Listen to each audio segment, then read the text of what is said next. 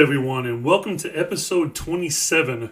You are Trapped in History with me, your host, Robbie Malcomson. Now, it's been a long time. It's been 3 weeks now since I've posted another episode, and I believe that was the end of the Reformation, one that I focused on in those last few episodes, focusing more on content. My wife and I have been through a lot, and with our daughter and everything, so we had to cancel our internet at the old house, and we had to move about 10 to 12 minutes down the road to a new house, and we scheduled for our internet to be moved. But since we live a little bit further out of town, it took a good 3 weeks or so for the internet to be hooked up here. So we had to go through all the chaos of packing things up and moving it over. All while many of you that listen to the podcast know that we have a newborn.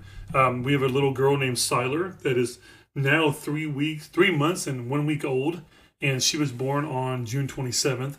And that's what I figured I would do this episode tonight over, is just recapping what has happened these last 3 weeks, and then showcasing or previewing what is going to happen going on the rest of this fall, because I do plan on getting back into uploading episodes a lot more often.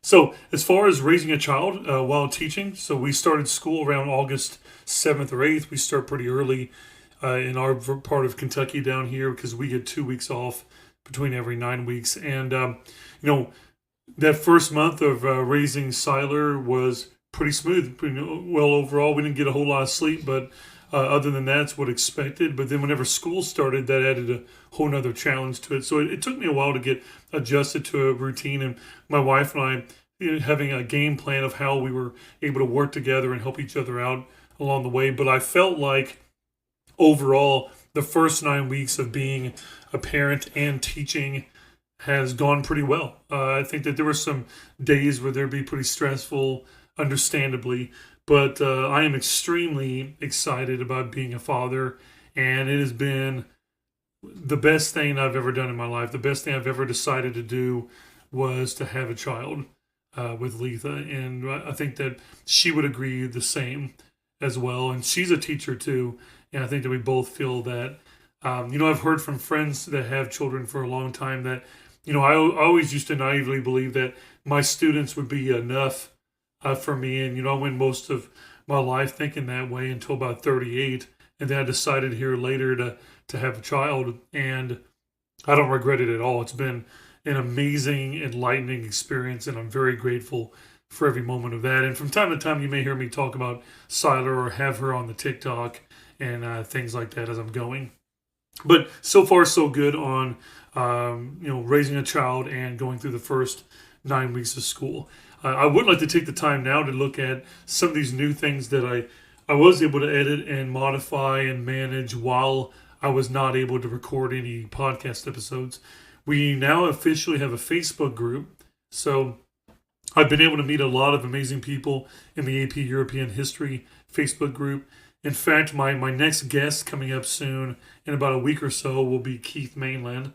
Keith Mainland is an educator, and he was one of those hosts or founders of that Facebook group that so many AP European teachers use around not just the country, but the world, and they share resources on there. I figured to have a group dedicated for the Trapped in History podcast to not only share resources, but also to be able to promote the things that I'm doing on there, and hopefully be able to reach out and help other people and network with a lot of other teachers, and just continuing to learn a lot along the way, because I feel like between Jacob Newsom and my other guests, Chris Houston and them, it's been an amazing experience. Nelson Bodenbecker was great too. My first 3 guests that I've had have really added substance and understanding to me as an educator, and I hope that if you've been able to listen to those episodes, that you've gained a new perspective from that too. I also had one of my favorite YouTubers on from Real History's YouTube channel, Jared Frederick. His discussion with me was fantastic. I was able to gain some new perspectives from that to be able to apply in the classroom and within my pedagogy along the way as well. So the Facebook group I'm extremely excited about. I'm able to share the episodes on there, share resources that I use, have open discussions that are on there as well. And I look forward to seeing how maybe that grows over time. And I don't mean for that group to try to compete with any of the other Facebook groups. It's more of just having an area where I can post things that go for the podcast in any way or another, or the Trapped in History topic, and that I wouldn't be encroaching on anybody else's, it wouldn't be basically spamming their storylines or their walls that are on their social media. But so far in the last week that I've been able to have the Facebook group, it's been going great. We have about 188 members, many of them being former students and parents that I knew through my students, and then friends that I had in college and other teaching colleagues along the way. So I look forward to seeing how that grows. I also have started a Substack, so I'm going to upload certain things on there, like the podcast episodes, resources that I'm using, but also maybe from time to time a short sort of article or response, maybe even have discussions on there. I do like Substack better than X or Twitter as far as the toxicity goes and the partisan kind of behavior that you see more on Twitter. I do find value in X or Twitter, and then still use that, and I'll still announce on there. But I think Substack is just a kind of a healthier place to be for that kind of stuff. But it's very similar to X if you haven't used Substack before. I've also been working on a Discord, so I've been putting a lot of work into a Discord and trying to get some materials on there before I actually post the link, and then trying to get people to join it. So that way there's things on there to do. There's channels to go on that might fit your interest, things that maybe you can share. So if you're a listener and eventually you wanted to join the Discord, I would appreciate that, because then I can see your historical journeys, your images, your videos, your topics that you want to share. And I'd like to build kind of just a history-loving community on there as well for anybody that prefers to use Discord, because I've definitely realized in my gaming days that Discord is also a great social networking piece to use, or software to use, and another great place to be able to put files and things for people to be able to reference or use in class or for their own historical knowledge that they're going through. Lastly, the other thing that I've been working on the last couple of days is a TikTok. I know I'm getting started late on that, and I look forward to having guests like Emily Poole from Two Pool for School, who's a great TikToker, very well known for AP European History and AP World History.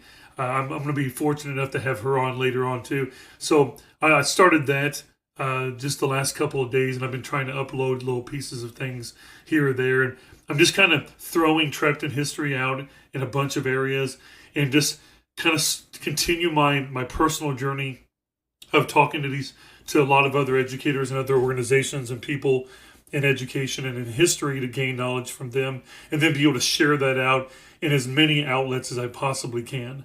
And now some of those I might update a little bit more often than others, because it's just me by myself, as you know, raising a child with my wife, teaching a full-time job, and we had just got done moving. So I'm going to do the best I can through all that, but this does mean a lot to me, and I'm very excited to finally get going on podcasting again and then continue on.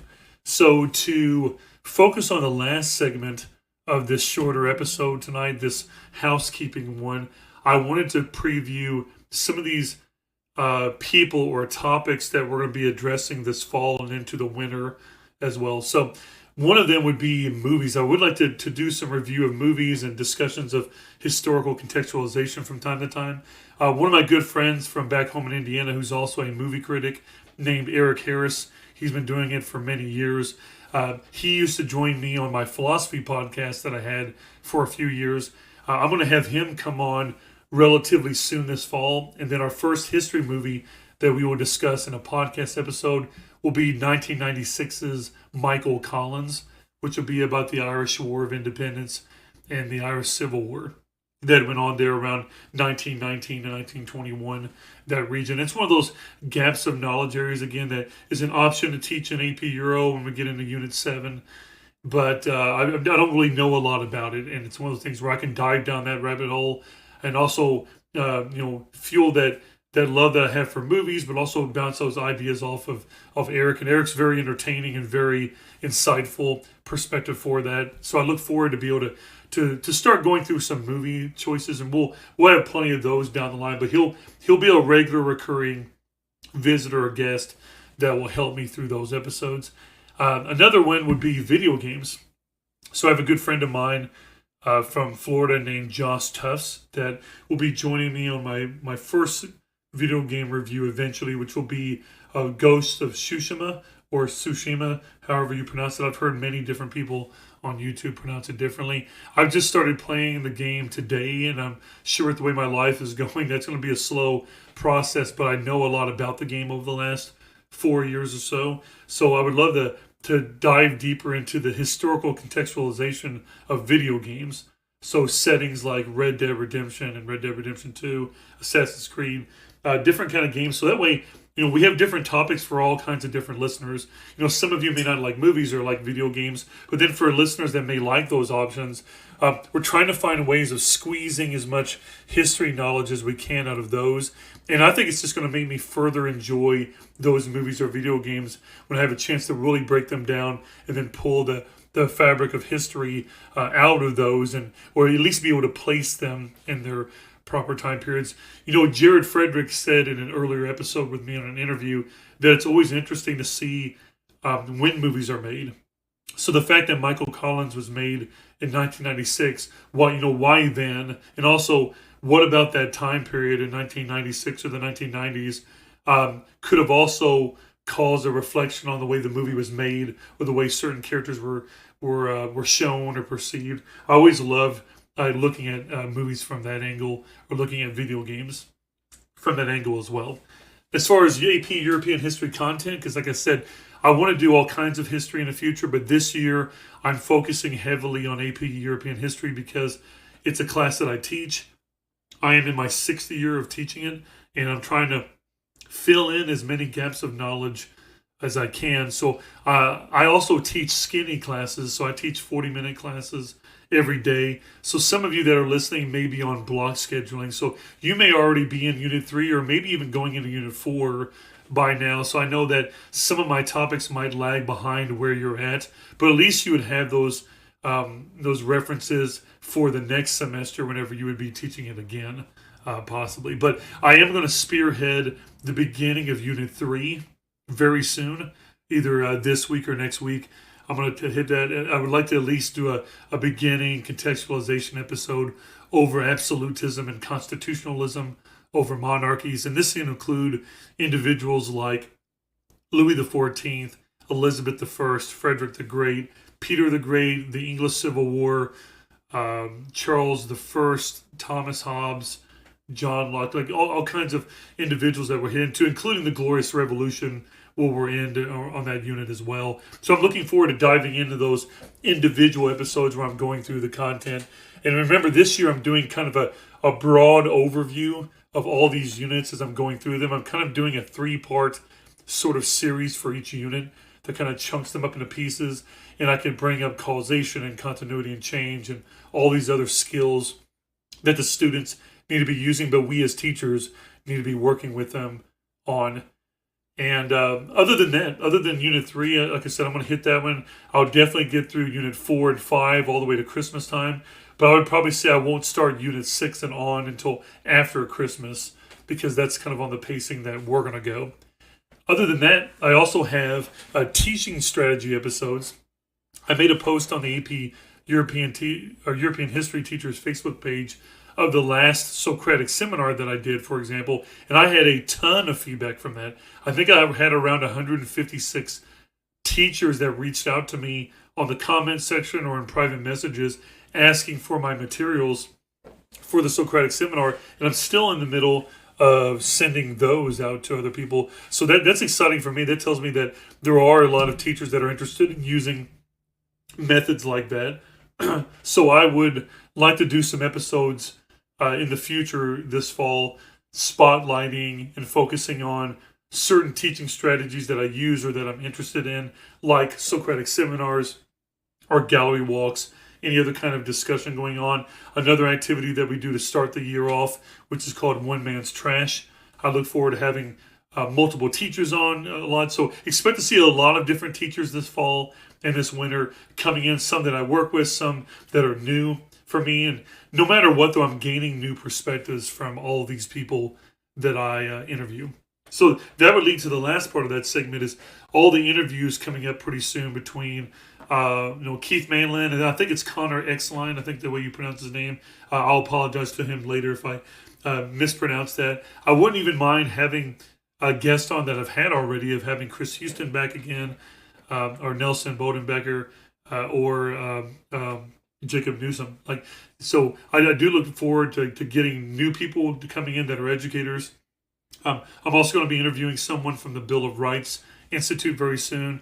I'm also in contact with Teachers Talk History, which I think is from the UK. But I'm trying to reach out to as many outlets as possible to gain as many perspectives as possible for teaching history on any kind of level.